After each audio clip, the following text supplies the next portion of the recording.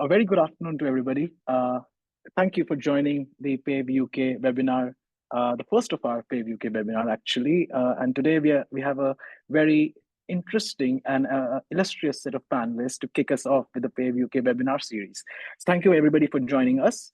Today's webinar is titled as the Automated Vehicle Act 2024, and what does it actually mean to the end user? Over many months, there has been a big discussion in the UK after the passing of the Automated Vehicle Act. And today we are going to unpick that in a way that you've never actually seen this before. Going into the discussions, if we move on to the next slide, please. So the agenda for the webinar today is we'll do a bit of housekeeping, just to give you an understanding of how we are going to get all of you into the discussion also. And then with our illustrious panelists, we'll start the discussion. We'll have a half an hour of discussion today first, and then we'd like to open the floor to all of you to ask the questions of our panelists. Feel free to ask difficult questions. These are experts in the industry, so they will be able to answer anything that you would like to ask of them. And then we'll open a close off by 3 o'clock UK time. So if you move on to the next slide, please, just to give you a bit of housekeeping for the webinar itself. This webinar is being recorded and it will be shared via the PAVE UK website and our social media platforms on the YouTube platform also. So if any of you would like to revisit or see what our panelists had to say or have any doubts, please feel free to go back to our social media channels and relook at the webinar itself. In order to submit questions, there should be, if you have joined us through the Zoom app, there should be a Q&A button that you would see right at the bottom of your Zoom app. So please submit questions via the Q&A button and we will answer them during the course of the webinar itself. If you have any issues with the Q&A button, please put them in chat and we will also monitor the chat. But we'll like you to ask via the Q&A button because it allows us to make sure that we haven't missed your questions, because the chat can be quite cumbersome during the course of the webinar. So with that all said, I will introduce you to our illustrious set of panelists. And before I do that, I'll just do a quick introduction of myself as the moderator for the panel. I'm Professor Siddartha Khastgir. I'm the director of PAVE UK and also the head of Safe Autonomy at WMG, University of Warwick in the UK. And WMG happens to have co-founded PAVE UK alongside the Department of Transport in the UK, the Department of Business and Trade, a Centre for Connected and Autonomous Vehicles, and Transport for West Midlands. And today I'm absolutely thrilled that we have the two of the most famous faces of the UK's CAM ecosystem. And I'll actually let them introduce themselves. So we'll start off with Jessica. Hi, Siddartha. Hi, everybody. So my name is Jessica Uguccioni, and I'm one of the deputy heads at the Centre for Connected and Autonomous Vehicles, which is a joint unit between the Department for Transport and the Department for Business. And before that, I was leading the Automated Vehicles Review at the Law Commission. Thanks very much. I'll hand over to David. Hello, everyone. I'm not sure, Siddartha, whether I'm a famous face. I'm just a humble representative of the industry. I'm David Wong, head of technology and innovation. You are too humble. I'm head of technology and innovation at the Society of Motor Manufacturers and Traders, SMMT. SMMT is the UK's automotive industry body representing the sum total of UK automotive, and in this space of self-driving vehicles, all major vehicle manufacturers as well as technology developers. I look after all things automated vehicles, connected vehicles, electric and hydrogen vehicles, and broadly speaking, mobility and digital innovation. Thank you, Jessica, and thank you, David. When we were conceptualizing the first webinar for PAVE UK, what we wanted was the creator of the act and the user of the act in the same webinar so that they can talk about their journeys. And that's essentially how we're going to do today's session. So without further ado, what I would like to do is just get going and cracking on what does the UK's Automated Vehicle Act mean for the end user. So I'll start off, Jessica, with you. I think you mentioned briefly already that before your role as the deputy head of CCAV, you worked at the Law Commission. And you have been in this space for the last 5-6 years now. And I was wondering, somebody who has lived and breathed the Automated Vehicle Act and the initial Law Commission work, exemplary work of the Law Commission work, how has this journey been? Can you talk a bit about both from a personal perspective, but also the broader journey that you have personally been and also brought us all along in the UK? Thanks so much. Yeah, it was definitely very much a group journey. So if this was like visualized, I'd see more of like, you know, a big bus with lots of people and like a definitely rotating drivers among them. So I remember the beginning of this journey. Like I remember we were in Greenwich. We kicked off the project in the spring of 2018. And we went to Greenwich at one of the projects that is funded by CCAV. It was a joint project called Gateway Project. It was one of the pods, you know, that is autonomous. And I remember we went there with a bunch of people from CCAV. We had all the team at the law commissions as well. And we got on the pods in turn. And we had, you know, Jesse Norman, who was the sponsoring minister at the time. And I recall that it was quite an eventful day because in his journey, the safety driver had to intervene. And it was quite, but he was really excited by it. It was just, you know, a relatively sort of minor intervention, but it kind of, you know, jazzed up the day. And it was like quite sweet to also think about the fact that he was the minister that was in place when we kicked off the project. And he was also the minister that was in place when we actually ended up introducing the Act in 23. We've had a very sort of big series of different ministerial representation around this act, but yeah, he was there. He was only there for a week, and then he left again. But he was there at some of the crucial moments, and I think basically that event, you know, where we kicked off the project and we started, it was basically the culmination of a lot of work the UK government had been doing already. So like with the 2018 Act on insurance, passing that, and then we were building on also like the ecosystem that CCAV and DBT in particular within CCAV had really helped create in terms of projects and trying to weave that into what would be a new regulatory scheme. So we worked really hard. And I remember working up to that first consultation paper that we published in November of 2018. That was probably the most difficult part of the whole AV review because we didn't have anything to go on, and we still were building our networks of people to support. There was already a lot there, but we still had to establish those relationships, and we were looking at safety assurance and liability as the main topics. And there was a bit of I guess concern also of exactly what angle we would take, and you know what we would be doing with this, and whether the law commissions should be trusted, you know, with such an important task of shaping a completely new regulatory scheme which hadn't really been done before. Even by the Law Commission, it was a first for us. So lots of firsts. There was, I remember going to the UNECE meetings for the first time with WP1, and that really helped a lot to shape our thinking and getting to be a part of the informal group of experts. That definitely was really important in terms of helping us get first consultation out. We got a really big response, the biggest response of any consultation that we ended up doing throughout the review. We did 3 rounds of consultation, and that one got the biggest response. Very, very grateful for the input from SMMT. David was definitely one of our sort of big allies in kind of getting his members on board and getting us lots of really valuable feedback. And then we sort of got that first consultation done, 3 months of intensive meetings with a really broad variety of stakeholders. And then we moved on to a second round of consultation that was focusing more on the use cases. And I think that one stood out for me in terms of being probably the most controversial. Had like a lot of difficulty there, especially with sort of a local authority kind of aspect and the public transport element of it. There was a lot of skepticism about seeking to change the way that we license passenger services, even if they're automated. So I remember some pretty icy meetings in Leeds, like with the Urban Transport Group, and TfL also raising some really valuable and important points, which we took on board. But that meant that we had to really revise our approach, which is actually what consultation is all about.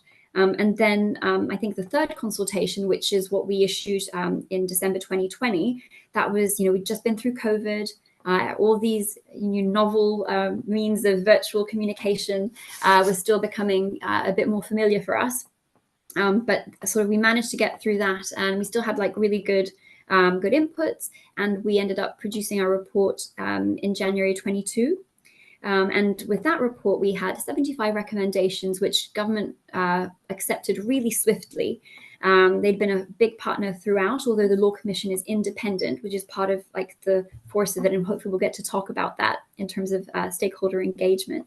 And then we use those recommendations from the report to be the instructions. And so there was a lot of work on the CCAV side and with Law Commission support to develop those recommendations into what could actually then become legislation.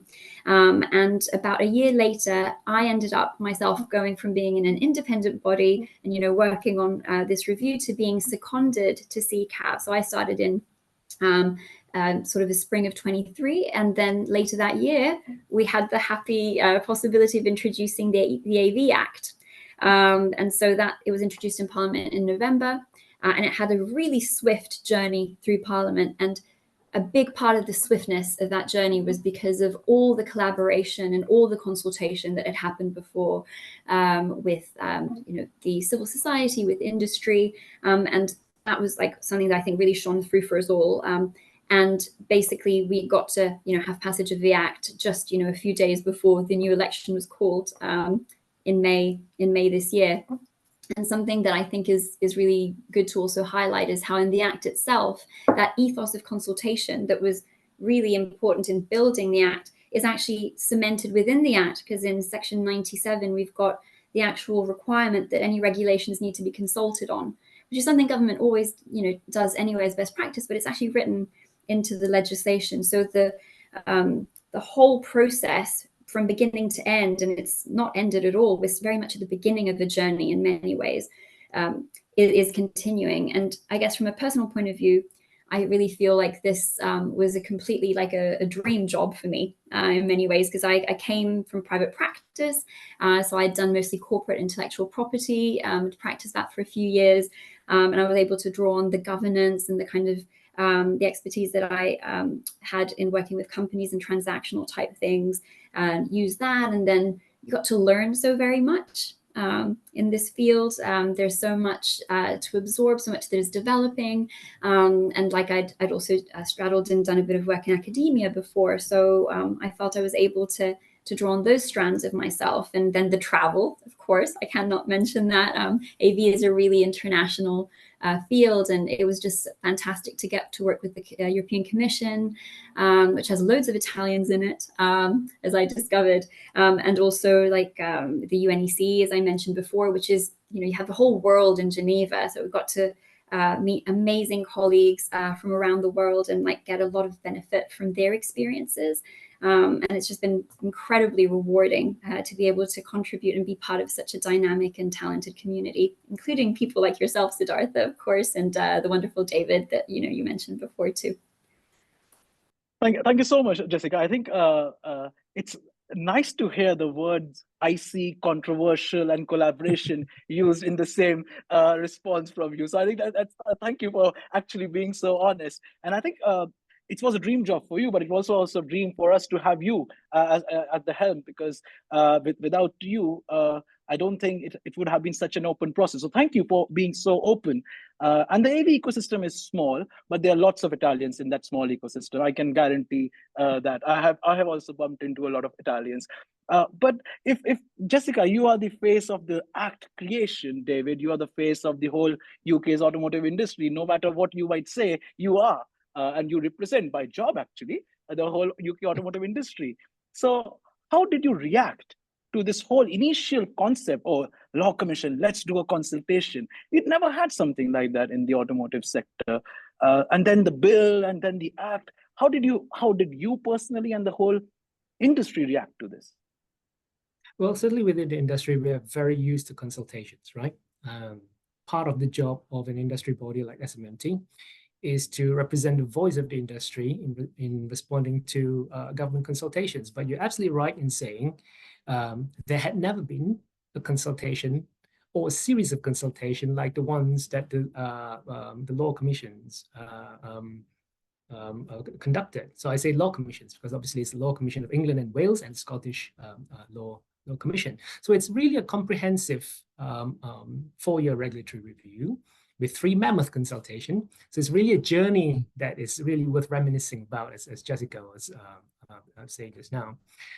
Our initial reactions that this is something that is very much welcome. So we think about where we were back in 2018. So round about the middle of 2018, right? So we were waiting for the Automated and Electric Vehicles Act to receive royal assent, or the bill at the time to receive royal assent. So the AVA, as we affectionately know. And that is different from the Automated Vehicles Act. Indeed, just for everybody. Yes, so especially for friends and colleagues from abroad, this is a piece of primary legislation in the UK that was developed back in 2016, 2017, and finally received royal assent and became an Act of Parliament in the UK in 2018, July 2018 to be precise. If you want more precise than that, I can tell you it's the 20th of July 2018, the Automated Electric Vehicles Act. But part 1 of this act is for automated vehicles, and the other part obviously for electric vehicles. The first part for automated vehicles is basically it's an insurance framework on how to ascribe liability and how to insure automated vehicles when they come to the market here in the UK. And we were thinking around about 2018 that it's all very well to have this piece of legislation, AVA 2018, but what we really needed was a more comprehensive, longer-term legislation that gives legal and regulatory certainty, not just to industry, but also to stakeholders, and more crucially, eventually to the users of the technology. So something that is more concrete, something more wide-ranging. And again, if you cast your mind back to 2018, we had the AVA, but we also had a code of practice for trialing automated vehicles. And that's about all. And of course, we already had the existing Road Traffic Act 1988. In the UK, we have construction and use regulation. And we also have the Highway Code. But there's nothing that's really more specific and comprehensive on self-driving vehicles. Right? So when the Centre for Connected and Autonomous Vehicles asked the Law Commission to embark on a comprehensive regulatory review, we thought this was very welcome, and this was a step in the right direction. Now, of course, the rest was history. 4 years worth of work, and Jessica was at the helm of this project, and we thought it was really a good piece of work in the end, culminating with a really strong report with those 75 recommendations that Jessica alluded to. It's a long journey, but it's a journey that we certainly think was worth embarking on. But what's more important, in our opinion, is that what would follow at the end of the journey.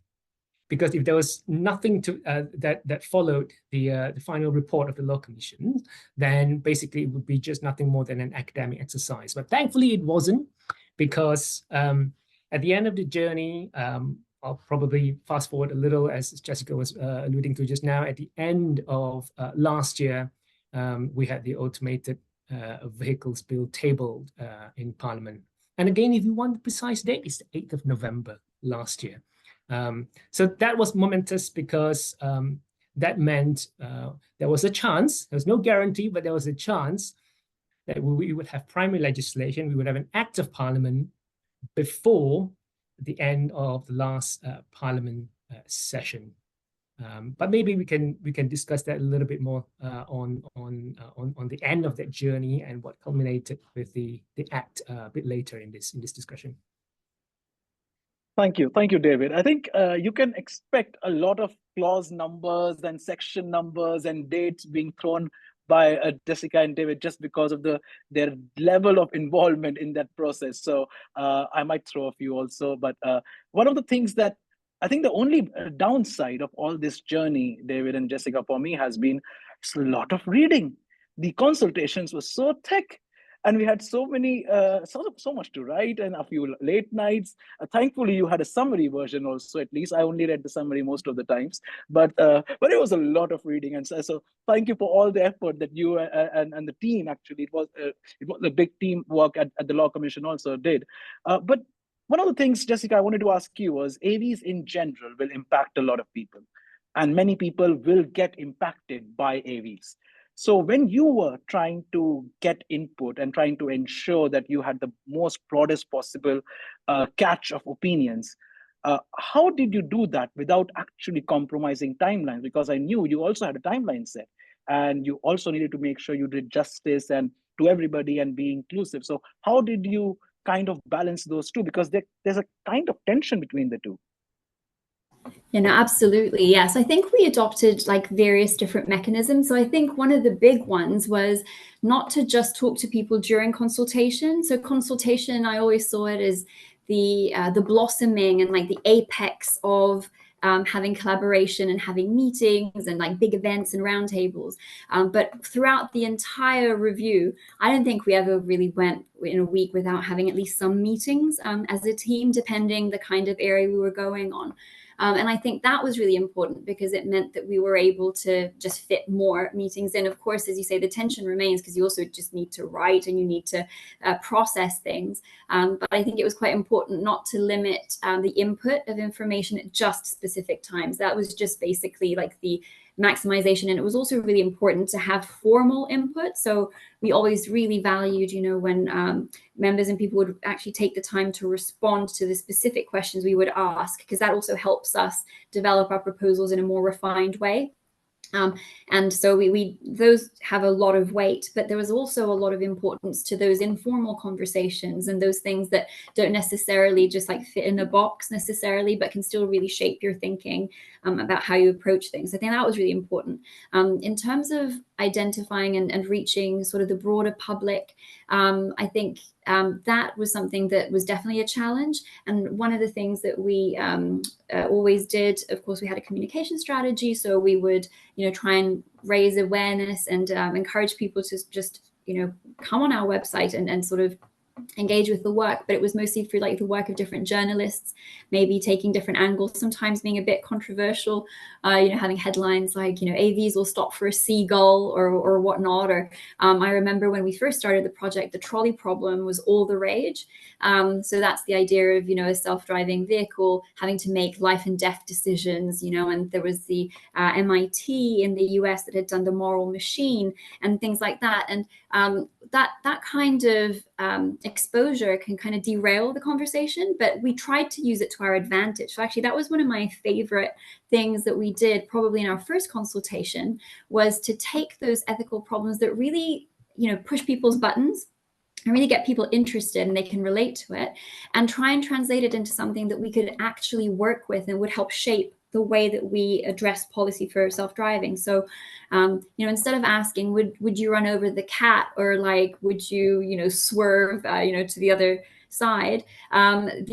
What we did was we identified things that could really come up where you might need to bend the rules. So for example, speeding is one where there's some tolerances, you know, in how the speed of people driving, or we ask questions about possibly mounting the pavement, you know, in a situation where you need to avoid a collision and slowing down isn't enough. And the third, you know, big example we gave was edging through pedestrians, which turned out to be the most controversial.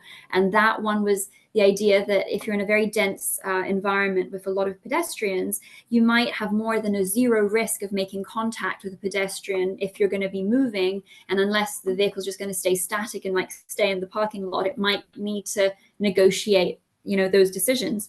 You know, we had an academic saying it should squirt water, for example, you know, on pedestrians to like get them to move. We had all sorts of input, but the worst side of that question, it was seen as preposterous that we would even ask that question. And, you know, some journalists took the view of saying, oh, like, how could an AV ever risk hitting someone? And the reality is, when you're talking about an AI system or a system like that, is that it's all about probabilities, and you just need to work within things that are acceptable, but translating that into a message that is understood and not, you know, twisted into something it isn't, was actually very difficult, but it had the benefit of giving us a lot of exposure. So that was actually excellent. And I thought we sort of did a good job in turning that around. And the other thing is the kind of work David does with his members, finding member organizations, because, you know, like identifying, reaching out to so many individuals is hard. We actually got a huge response from individuals to our first consultation paper, less for the subsequent ones, although still a good percentages of overall response, between 15% to around 6 or 8% for the last report, a consultation we did just from individuals. But member organizations are fantastic because they know how to reach out to their members. They know what's effective for them. So we worked, for example, with the RAC, which represents drivers here in the UK, for example, and they did a poll of their members asking them about their views on tolerances on speed and things like that. It tailored the question to their interests. We also worked with Anxiety UK, and for example, they did a survey of their members to identify the kinds of problems they were facing. So that was really useful. And another method we adopted to try and reach people in sort of different methods was focus groups. So for example, with Guide Dogs UK, they put up like a wonderful group of people that was willing to talk to us about the kinds of things that they were worried about. And it was really surprising because the top concern was sharing with strangers, for example. And that's not something to do with the technology. It was more about the potential deployment use cases. But those kinds of insights were just amazing. And the insurance companies also did an amazing job because they have like a treasure trove of data. So we were able to also draw on their amazing expertise in their research. And also the department itself for transport has done like a lot of research on behavioral research. We had some amazing analysts that worked to craft different projects, and so we were able to also draw on the research, to identify different experiences and needs. So that was also, I think, a really valuable way in which we tried to reach different end users. Interesting. Only an academic could say that squirt water on pedestrians. That's a typical academic answer. Was that you, Siddartha, by the way? No, was that from you? I would say no to that one. At least on record, I would say no to that. Thank you for the questions that are coming in, Jessica. I would like to take a question before I go back to David. So because I think it's very relevant to what we were just saying. Cormac McKay is asking. There's a lot of public misinformation in the media. And the bill also has a clear provision, and now the act actually has a clear provision around misleading marketing. But what do you think the department could do, or should there be an independent entity? I think PAVE could be one of them, and is one of them, where we actually increase people's understanding of the technology and also the benefits. Because I remember back in 16, 17, 18, 19 timeframe, there wasn't a single conference event or discussion I had without the trolley problem. It was the first question people used to ask is the trolley problem. And fast forward 2024, nobody asks about that anytime we go for any discussion. So what do you see, and how do we actually get rid of or tackle this misinformation in media? Yeah, and I think that's a really great question. I think it has to be done collaboratively with like different partners, depending on the kind of question. If it's a misunderstanding that stems from assumptions being made about how technology works that are not correct, assuming, for example, the technology is making some sort of decision made on the basis of characteristics of people around it, for example, that's just not how the technology works. We can try and address that by sharing more information about, this is how the sensors are functioning, and this is like how the, how the automated driving system will be, operating. But if it's, say, also about the distinction between driver assistance, say, and full self-driving, there are things, of course, in the Act that help with that boundary, which is a really important one, especially as we are now moving to a world where systems are increasingly capable on the driver assistance side. And from a user perspective, they might have very similar capabilities to what they imagine to be like a fully self-driving vehicle. So I think you probably need to really tailor the different kinds of misinformation in different ways. And I couldn't agree more. And that's why also government is so excited about working and supporting PAVE as like one of the mechanisms in which we can do it. And I know we'd also worked a lot with you, David, at SMMT to help produce materials. And I mentioned the insurance industry has also put out a lot of really valuable materials about what safe looks like, and trying to help just put more better quality information out there for the public to be able to work with, and and to help us come to a narrative that is more cohesive among ourselves. You answered part of the question, actually, Siddartha, didn't you? By saying PAVE, you answered part of the question. Yes, absolutely. So PAVE UK, as you say just now, obviously is a welcome initiative to help with public communications and creating public awareness, to bust myths as well. But like Jess was saying, I think all of us who are involved in this space, all of us have a responsibility to communicate, including ourselves in industry. And that's one of those things that we did a couple of years ago, culminating with the publication of a toolkit last year to explain, for example, the difference between what is self-driving and what is not, the difference between automated driving and assisted driving, for example, and also to advocate for the use of simple, plain, everyday language to communicate the technology to the masses, to the public, in a way that the public can understand, and as well as also to advocate for the responsible marketing of the technology, using the right words, the right names, and also not overselling any features or any products. Yeah, thanks, David, and especially for Cormac and others on the call. If you would like to understand a bit more about how PAVE is actually catering to this, please feel free to reach out to us at paveuk@warwick.ac.uk. But I would like to come back to you, David. Jessica has made a lot of claims that she and the government have been very open with industry. So could you talk a bit about, have they really been, and how have you ensured they listen to you for the last 8 years? So, and both your needs, demands, requests, give us some interesting bits here. Those claims were absolutely valid. I can vouch for that. So that's on the record. That's on record. That's on the record. You can take that on the record. So perhaps in 3 ways. So firstly, it's our role to coordinate an industry response every time there's a consultation, but also on any particular matters to represent the voice of the industry, to communicate the industry view or position on any particular matter.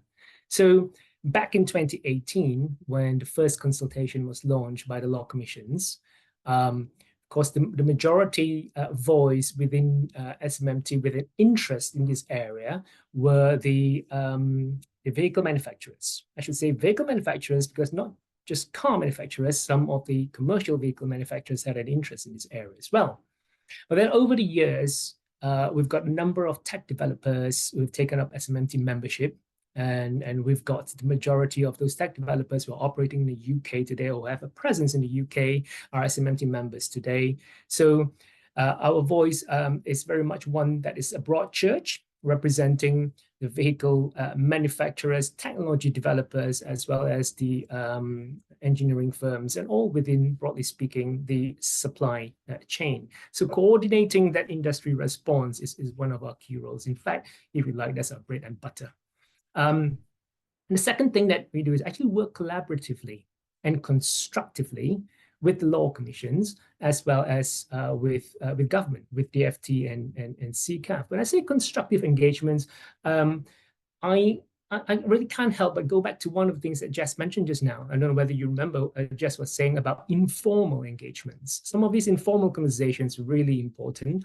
We don't always shout it from the rooftops. It's not the way we work. We don't shout it from the rooftops each time we have something to say, or we don't announce it on LinkedIn, what we think or what our members think on every single matter. We don't publish our consultation responses or position necessarily on LinkedIn for the whole world to see, but we have these constructive engagements done behind the scene with government, with the Law Commission, and often it's an exchange of views, sometimes agreeing to disagree on certain areas, but also most importantly, to clarify some of the misconceptions, or perhaps to check and validate some of our thinking. And it works both ways, really. And we think that's really effective. Some of these conversations that we've had. And over the years, of course, I've lost count how many conversations we've had. They're just numerous. Infinite. So many. Infinite is the answer. You could say so. You could say so. And yeah. The third and last thing very much is just to have this parallel engagement. So we work obviously with law commissions and with CCAV at the domestic level, but we've also got colleagues within SMMT engaging at the international level with some of the colleagues from the Department for Transport. Then in Brussels, but now increasingly obviously at the UN level in Geneva. Thank you, David. I think there's one question I would like to bring in, actually combine two questions here, one from Andy Fisher and one from Takahiro Oki-san. How far do you think from an industry perspective has the AV Act nudged the dial towards full commercial deployment? And what still needs to be acted upon, both from industry and from government? And the other one was, how do you see what's in terms of steps needed for the adoption of the GB homologation and also to allow ADS-L4? So could you provide some snippets from industry viewpoint on that?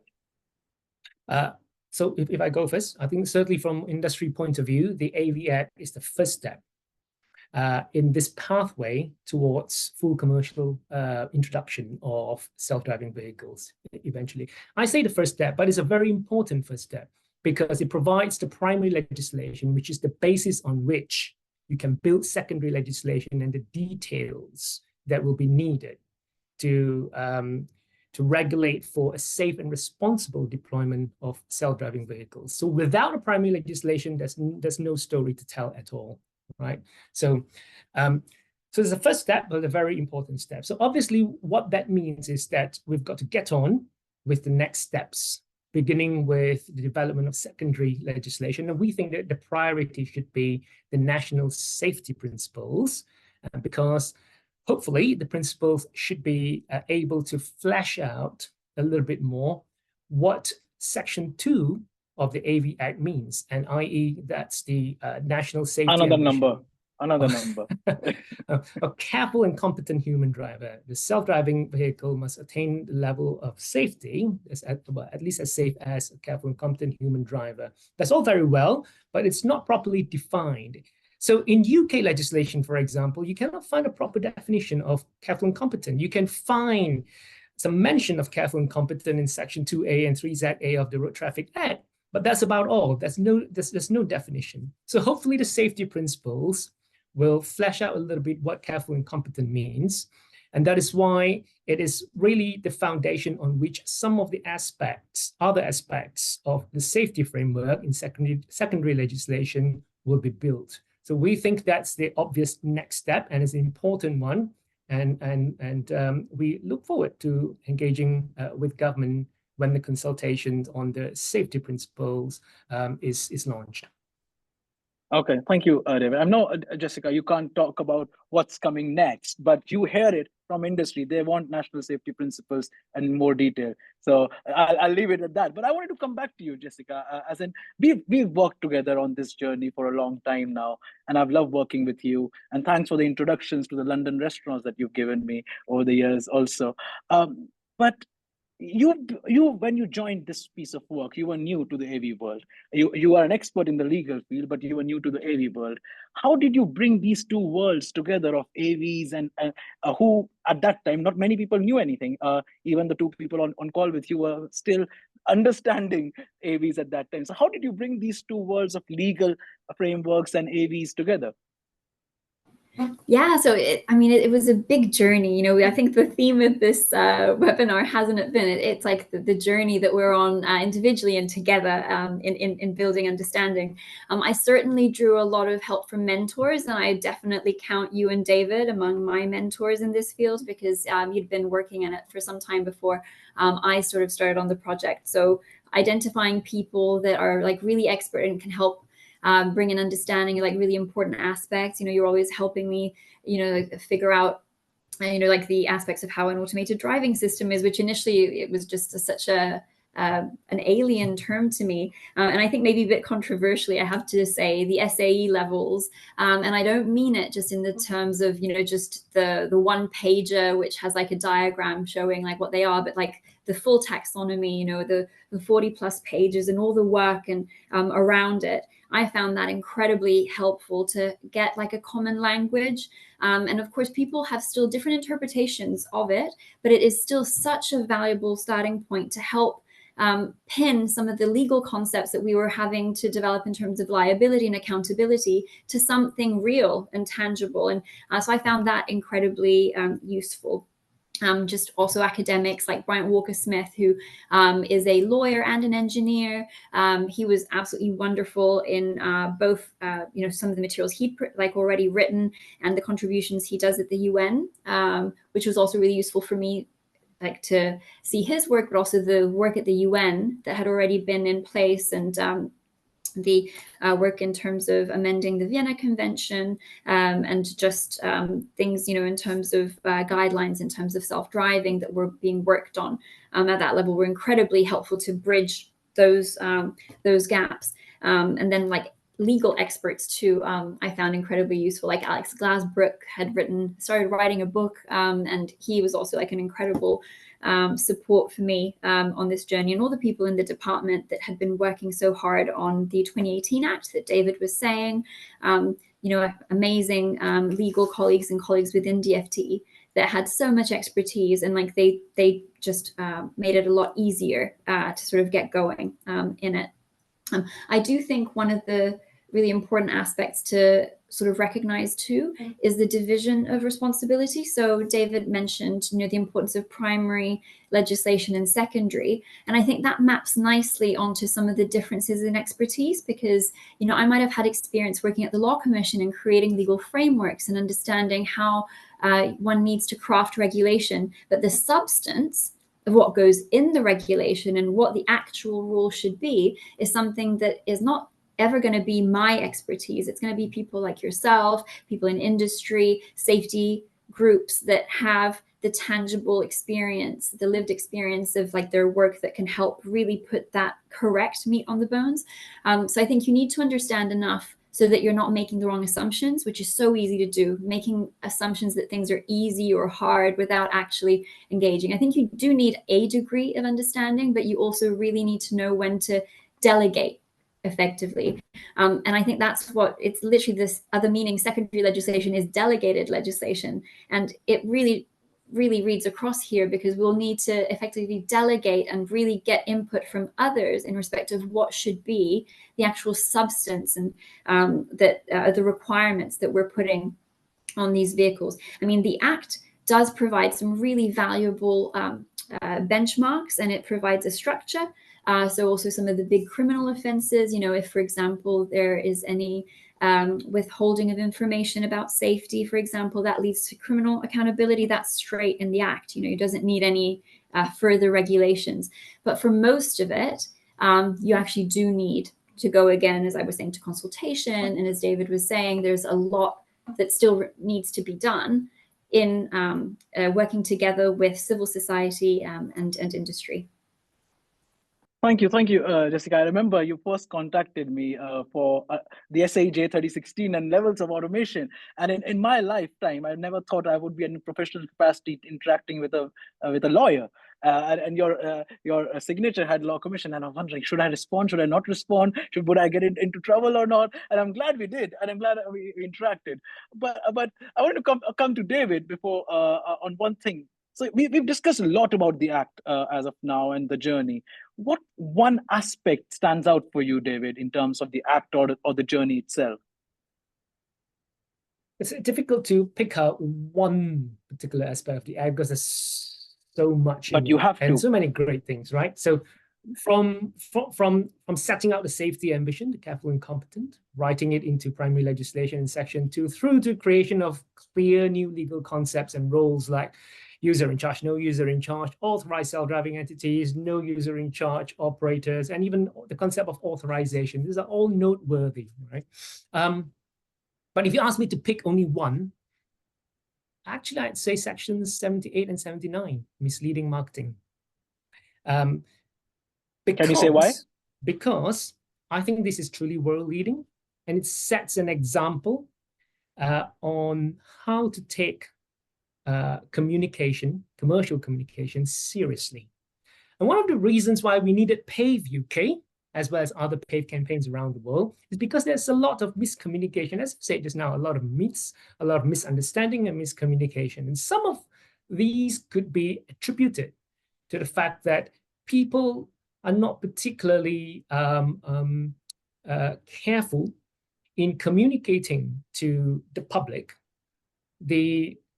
perhaps the limitations and the capabilities of the technology, as well as perhaps not being very careful in naming the technology or naming particular features that are put on the market. So creating these new offenses relating to misleading marketing, I think makes UK an exemplar of a market to other countries, particularly when it comes to taking very seriously what is put out there as commercial communications. Thank you. I think I fully agree with you, and I think hats off to Jessica and the team for making that happen. Because I do think you should be proud of that. But then, if I were to ask you, Jessica, if there's another thing you would like or you are proud of apart from the misleading marketing, what would that be? And that has to be just one thing. Yeah, no, I'm too close to it. It would be like choosing between children or something. I don't think I can. But I think everybody has a favorite. No. But I think what I would say is, I think the fact that it actually is so comprehensive and it brings things together. So it's not an element of cherry picking. It's like genuinely, I think what's innovative and important about this act is that it really brings together liability, in terms of individuals, but it also looks at the corporate accountability and making sure that we have like this feedback loop and in-use safety, and it kind of brings it all in under one structure. So of course there's so much more work to do, but at least it brings it all together into one whole. And I think that to me, in terms of the outcomes of the act, is probably the most important aspect of it, the fact that it is so comprehensive. And one of the things, I guess, from a personal point of view that I'm most proud of with the act is to have been part of such an amazing team and continuing to be, because as I mentioned, from the beginning of the work to now, like the composition of like the people making this possible has shifted a lot. On the stakeholder side, there's been some consistency, but also some change, and the same like within the department. But the amount of people that it takes, of course, there are some, like I've had the pleasure to be able to present on this a lot, but the amount of people working on this that made it possible is vast. And, I can't name them all, but like Tamara Gorieli, Connor Champ, at the law commissions, they did amazing work. And now at CCAB, we have such a talented crop of people that have come in, like some, also quite recently, but they've just jumped right in, and they're going to be such a huge part of making this a reality going forward. So that's what we call baptism with fire. Indeed, it really, really is. But yeah, so I think those are amazing. Perfect. Thank you so much. I think one of the things that I would say on that is that it's a perfect illustration of the phrase, it takes a village. And I think it actually did indeed take a village to get us where we are. I would like to bring a slightly harder question for you, David, from Cormac, and I think it's a very interesting one. We can never ever claim that we'll have absolute safety, can we? So trying to chase the most corner of the most case and preventing the deployment because of that may not be realistic. So how do we actually get to an approval stage where we know there might be an edge case that we don't know? Yes, probably at this point in time, and certainly from today's vantage point, the answer that I could give to that is one that alludes back to something that was discussed not in the development of the AV Act, but in the development of AVA 2018, state of the art. Right. So there's only so much you can know. So you cover as much ground as possible within the current science and evidence. And last week at the SANEX event, we certainly talked about science and evidence, how we integrate science and evidence into policy and decision making, and certainly also for industry, integrating evidence and science and empirical evidence into the development and engineering of systems. So you can only go as far as what you know at the moment, right? And assure safety to the best of what is known, right? And perhaps if you push the boundaries a little bit, you could talk about integrating a little bit of the known unknowns. But the unknown unknowns are unknown unknowns. So because always have to assure that you meet the state of the art. What is beyond that is probably not for today's vantage, not for today's consideration, but we always have this iterative process where you integrate new knowledge as you go along the way. And just very quickly, I just wanted to, this brings me to something that I thought about just now, as Jess was saying, that one of the most difficult questions in the consultation was asking the public about edging through pedestrians.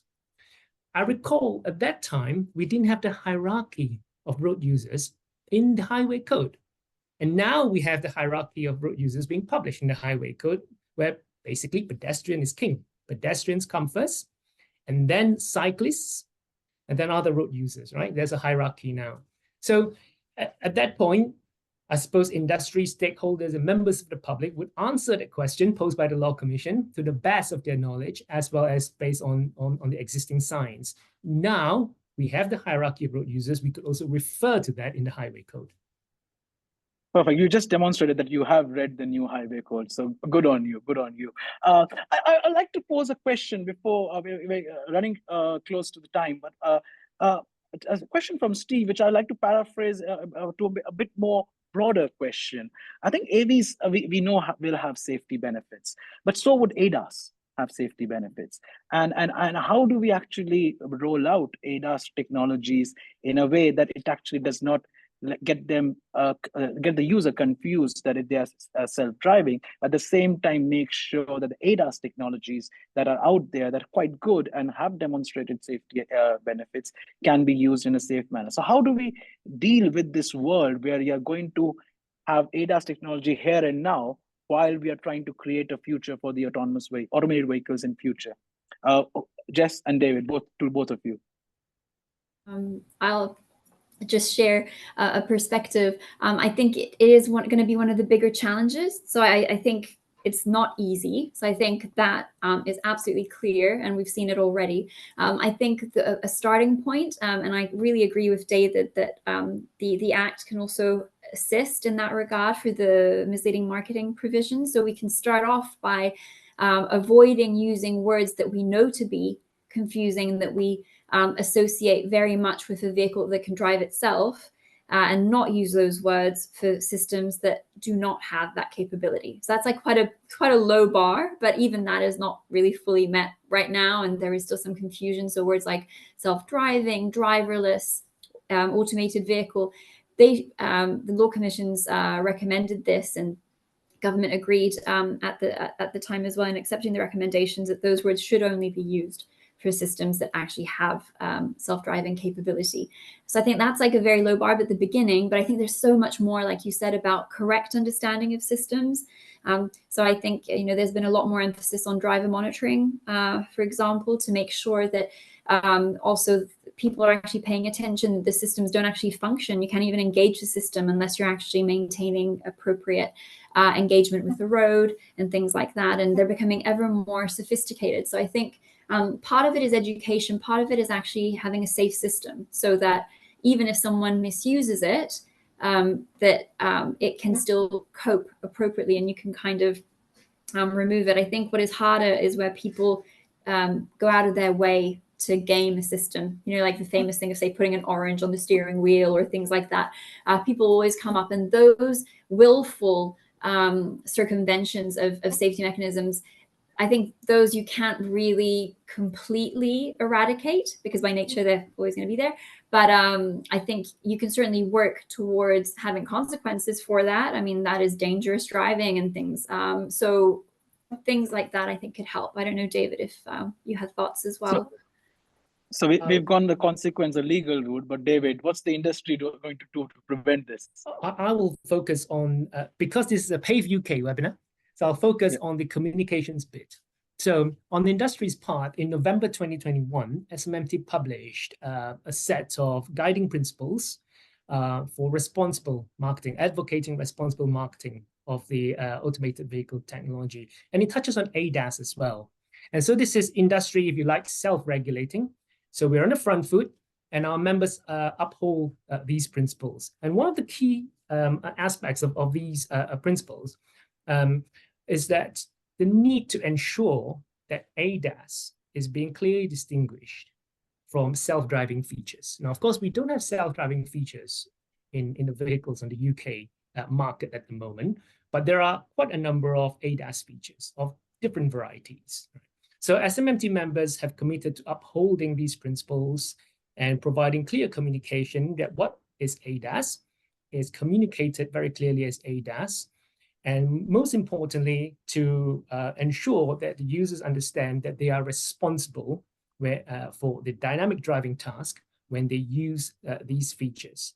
So give a very clear example. One of our members launched their ADAS features back in spring of last year. It's a hands-off, eyes-on feature. And they were very clear in all the, I'm afraid I'm not able to say, but it doesn't take much for anybody to Google. So it was the first one launched in the UK. It's still an ADAS feature, and they were very clear in their marketing communications. They even went to the BBC in an interview to say that this is not self-driving, categorically saying not self-driving. The user is responsible at all times. It is there to assist the driver and provide the convenience, particularly when driving on long stretches of the motorway.